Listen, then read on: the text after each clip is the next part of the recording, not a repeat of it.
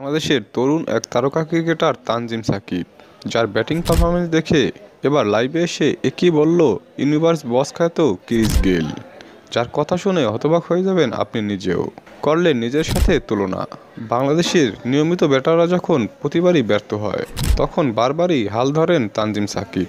শেষ মুহূর্তে লড়াই করে দলকে জয়ের পথে এগিয়ে নিয়ে যান তিনি। এবারের ম্যাচেও তার ব্যতিক্রম হয়নি। একের পর এক উইকেট হারিয়ে বাংলাদেশের ক্রিকেটাররা যখন ব্যর্থ, তখন শেষ পর্যন্ত হাল ধরলেন তানজিম সাকিব। একাই 23 বলে 31 রানের এক বিধ্বংসী ইনিংস খেলে দলকে জয়ের পথে এগিয়ে নিয়ে যান।